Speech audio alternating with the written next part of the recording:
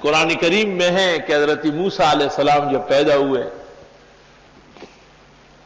یہ وہ زمانہ تھا کہ فرعون کو نجومیوں نے ایک خواب کی تعبیر دی تھی کہ اسرائیل میں ایک بچہ پیدا ہوگا اور وہ تیری حکومت مصر تس نس کر دے گا، تہو بالا کر دے گا۔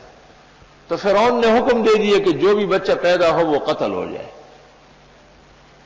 حضرت موسیٰ جب پیدا ہوئے تو ماں کو برداشت نہیں ہوا کہ وہ اسے قتل کرے۔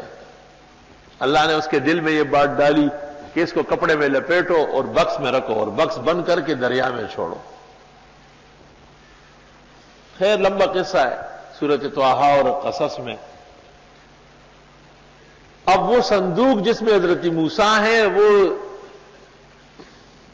دریائے نیل سے اس سمت پہ چل پڑا جہاں سے نہر فرعون کے دربار میں جا رہی ہے۔ اندازہ لگاؤ، فرعون کی بیوی اوپر بیٹھی تھی، اس نے دیکھا کہ بھئی ایک صندوق پانی میں جا رہا ہے، نوکروں کا پکڑو۔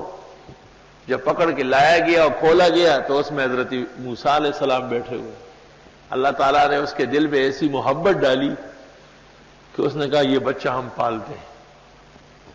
قرآن کریم میں اللہ فرماتے القیت علیک محبۃ منی، میں نے آپ کی محبت پیدا کی۔ مفسرین لکھتے ہیں کہ حضرت موسیٰ کو ماں نے دیکھا تو قتل سے باز آئی، فرعون کی بیوی نے دیکھا تو بیٹا بنانے لگی، فرعون نے دیکھا تو فرعونیت بھول گیا۔ ورنہ یہی تو انتظام ہوا ہے، اتنی عقل اس کی نہیں تھی کہ یہ انہی بچوں میں سے کوئی ہوگا جو میری سلطنت کو تس نس کر دے گا۔ وہ بھی رضامند ہو گیا کہ چلو اس کو پال لیتے ہیں۔ وَأَلْقَيْتُ عَلَيْكَ مَحَبَّةً مِّنِّي، یہ آیت اگر کاغذ پر لکھ کر کے مغرب و عشاء کے درمیان بغیر لکیروں والے کے اور پاس رکھے، جو ناحق تنگ اور پریشان کرتا ہے وہ محبت و دوستی شروع کر دے گا۔ لیکن ایسا نہ ہو کہ معاشقوں کے لیے استعمال کریں۔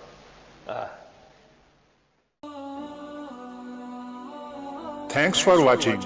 Please subscribe, like, share Mufti Sufyan.